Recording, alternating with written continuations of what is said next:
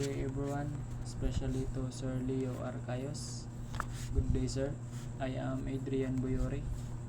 Today we are going to discuss about the shape, stresses, and the measures on board to counteract the effect of shape stresses.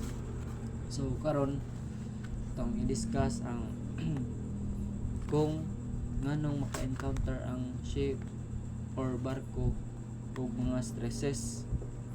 So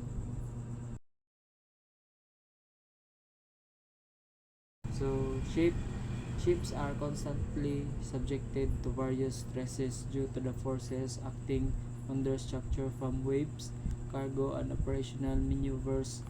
These stresses, if unchecked, can compromise the ship integrity and safety. So ang barko no, if dili ma-check or dili ma-inspection o natarong ba o pagkarga ang mga dapat ikarga sa barko o dapat ma-measure ang mga kargada para ma-avoid sa mga katalagman or ma-prioritize ang safety sa barko. So there are 7 common ship stresses.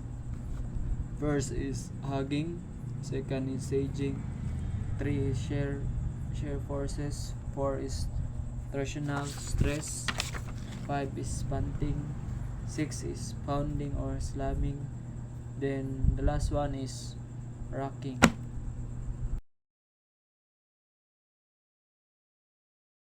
So first is hugging, occurs when the ship's center experiences upward buoyant forces due to being supported by a wave crest, while the bow and the stern are subjected to downward forces from the weight of the ship.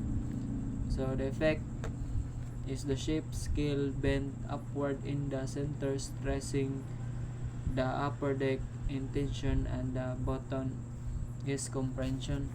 So kini mahitabo ni sa isa ka ship. So ang pagkuan kuno niya ang pag lunod niya is pa down ang tunga. So murag pa up day. So murag na tunga ba pa ang center is naa sa babaw. Ang duha ka isig katumoy is na maoy nauna og ka down.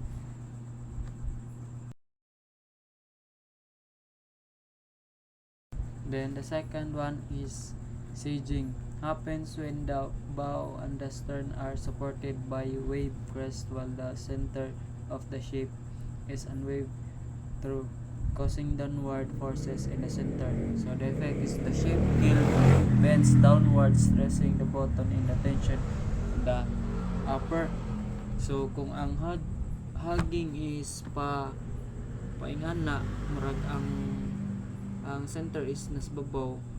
So ang saging nasad is murag opposite sa hugging, kay ang iyahang center is nasa ilalom, maoy naguna ang center.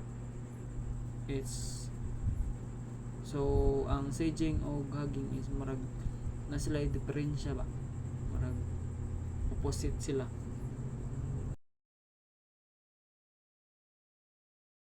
So third one is shear forces.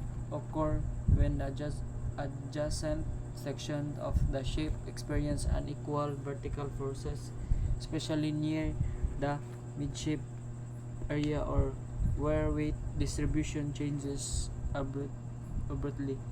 Effect is causes in structural deformation and potential failure at weak point deck in compression.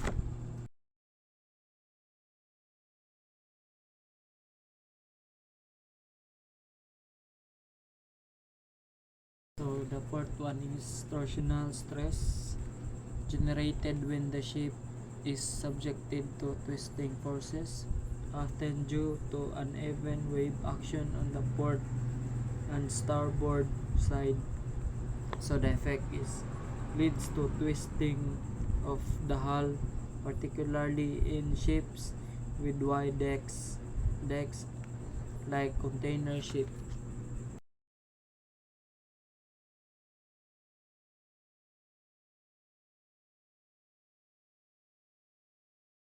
So the fifth one is punting, alternating inward and outward movement of the hull plates near the bow or stern due to changes in water pressure as the ship pitches or encounters waves. The effect is and lead to fatigue and weakening of hull plating.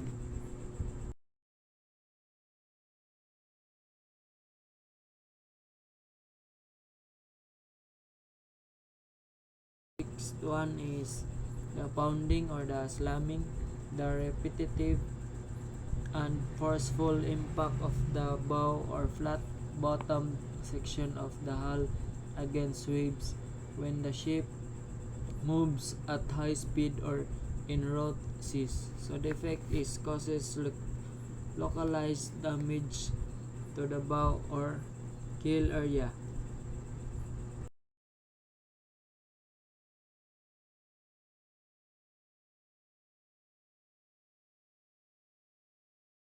So the last one, the number 7 is the rocking. Side to side distortion of the ship's structures caused by rolling in heavy seas. So the effect is stresses the ship's transverse frames and bulkheads.